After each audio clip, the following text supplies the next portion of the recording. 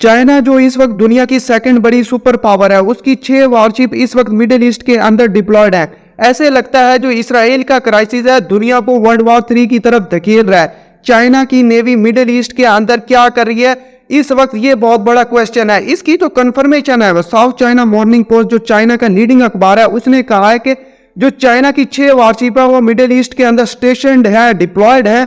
और इस वक्त जो पाकिस्तानी मीडिया इसको स्पेशली कौन सा रंग देने की कोशिश कर रहा है, और बहुत बड़े जो यूट्यूब चैनल्स हैं जिनका एजुकेशन से कोई लेना देना नहीं है, वो पाकिस्तान के अंदर सनसनी फैला रहे हैं।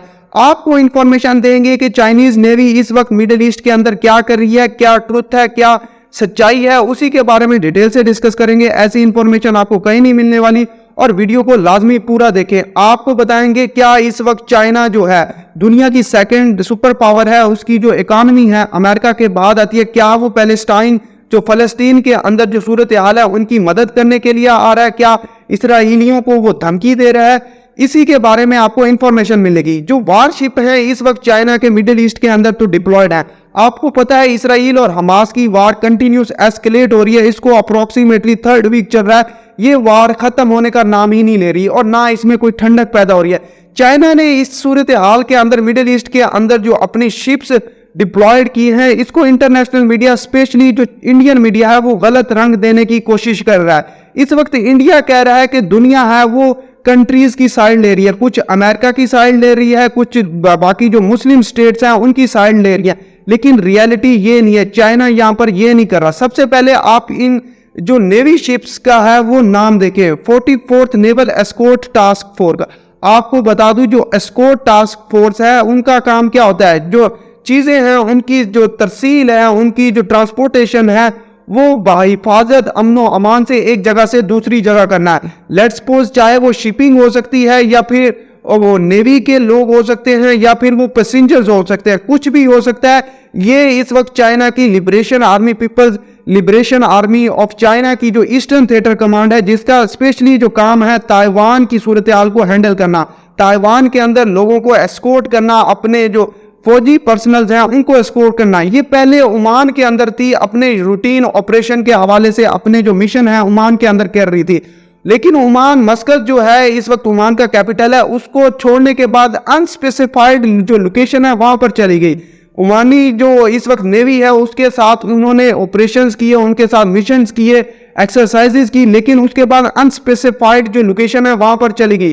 वो आपको बताते हैं वो लोकेशन कौन सी। इन जो शिप्स के अंदर क्या है, गाइडल जो मिसाइल डिस्ट्रॉयर है, एक फ्रेगेट है, सप्लाई शिप है, ये इस वक्त मिडिल ईस्ट के अंदर ही रहेंगी जब तक जो इसराइल है गजा के अंदर इन्वेजन नहीं करता। उसके बाद भी पॉसिबिलिटी है मिडिल ईस्ट के अंदर भी रहेंगी, वो सिर्फ और सिर्फ इसराइल का जो इन्वेजन है गजा के अंदर, क्योंकि इसराइल सोच रहा है गजा के अंदर एक ग्राउंड ऑपरेशन लॉन्च किया जाए, और इसराइल उसकी बहुत ज्यादा प्रिपरेशन कर रहा है। इस वक्त ओमान के अंदर उसने अपनी जो मिलिट्री एक्सरसाइजेज की, उसके बाद वो कुवैत, यहाँ पर बिल्कुल छोटा सा कंट्री है कुवैत, वहां पर ये जो मिलिट्री की जो शिप्स हैं वो गई, वारशिप चाइनीज वारशिप यहाँ पर गई।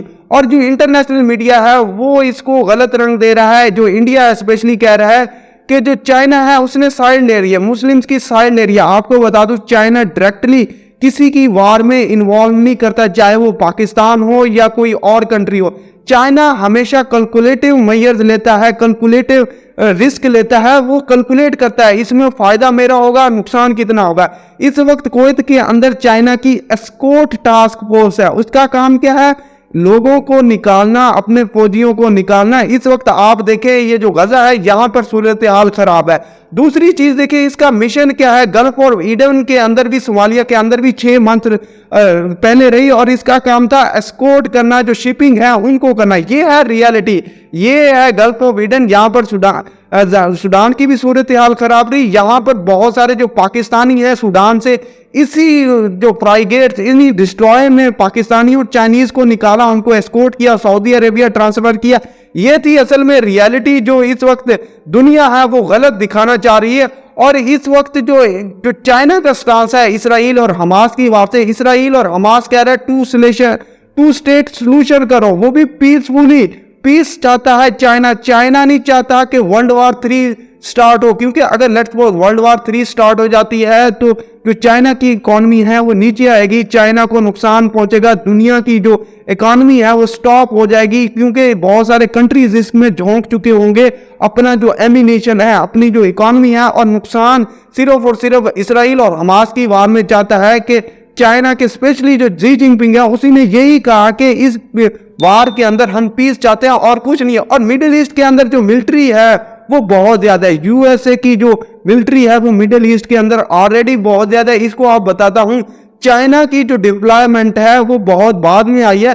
इससे पहले यूएसए के जो एयरक्राफ्ट है, यूएसए का जिराल्ड फोर्ड, यूएसए एशोनावर, ये जो 2 एयरक्राफ्ट हैं, बहुत बड़े एयरक्राफ्ट इस वक्त मिडिल ईस्ट के अंदर डिप्लॉयड है। आपको बताऊं मिडिल ईस्ट के मेडिटेरेनियन सी है, यहाँ पर 2 एयरक्राफ्ट जो यूएसए के हैं वो ऑलरेडी खड़े हैं। जो चाइना की नेवी की शिप्स है वो यहाँ पर खड़ी हैं।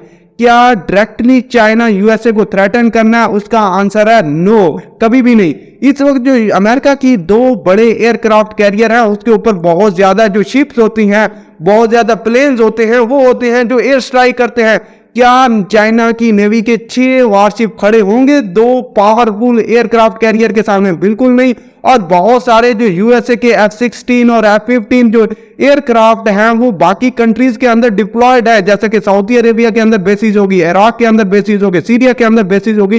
तो मिडिल ईस्ट को इस वक्त अमेरिका ने घेरा हुआ है। तो चाइना की 6 वारशिप क्या करेंगी? डायरेक्टली थ्रेटन नहीं कर रहा चाइना यूएसए को, ये सिर्फ चाइनीज शिप्स जो पीसफुल मिशन है, इंगेजमेंट मिडिल ईस्ट के साथ करने गई हैं और कुछ नहीं है। और आप पाकिस्तान में बैठे ये प्रोपेगेंडा शुरू कर दे कि चाइना इस वक्त फलस्तीन की मदद करने के लिए आ गया, बिल्कुल भी नहीं आया। इस वक्त जो फलस्तीन की मदद करने के लिए चाइना कभी नहीं है। चाइना हमेशा डायलॉग को प्रेफर करता है और कुछ नहीं। चाइना कभी भी फोर्स को यूज नहीं करता। अगर लेट्स सपोज करता तो वो ताइवान को कब से अपना मुल्क बना चुका होता, वो किसी की वार में हिस्सा नहीं डालता।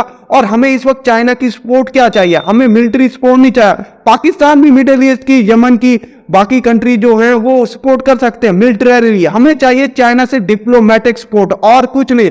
इस वो बात की जाए, चाइना डायरेक्टली यूएसए को थ्रेटन करने नहीं आया इस वक्त मिडिल ईस्ट के अंदर।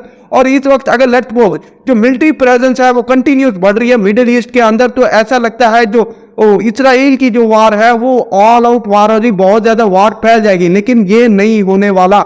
अगर जब तक जो प्रॉक्सीज हैं इस वक्त ईरान की, बाकी कंट्री जैसा कि इराक के अंदर होगी, सीरिया के अंदर, लेबनान के अंदर होगी, वो नहीं बढ़ती तो वार एस्केलेट नहीं। लेट्स सपोज वार एस्केलेट हो जाती है चाइना की, अनलेस चाइना इंटर नहीं होगा, जब तक ये वारशिप जो है वो डिस्ट्रॉय नहीं हो जाती तब तक चाइना इंटर नहीं होगा इस वार के अंदर। लेट्स सपोज उसके बाद भी वार के अंदर इंटर होता है, क्या ये स्टेट ऑफ मलाका के अंदर जो चाइनीज शिप हैं वो निकल सकेंगे? बिल्कुल नहीं, क्योंकि इंडिया इस वार के अंदर अमेरिका का साथ देगा और सूरत हाल कंटिन्यूस टेंस होने वाली है। अगर अनलेस चाइना इसके अंदर इंटर होता है तो जो सूरत हाल है ये वाकई ही वर्ल्ड वॉर 3 होगी और कुछ नहीं होगा। लेट्स सपोज इस वक्त चाइना इसराइल की एक खिलाफ आ जाता है तो अमेरिका ऑब्वियसली इस वक्त इसराइल की हिफाजत करने के लिए आया है, तो ये फुल ब्लोन वार होगी और कुछ नहीं होगी और नुकसान कंट्रीज का होगा। और मुसलमान स्टेट भी नहीं चाहते। इस वक्त सऊदी अरेबिया के अंदर जो यूएसए की मिलिट्री है उसकी प्रेजेंस बहुत ज्यादा है।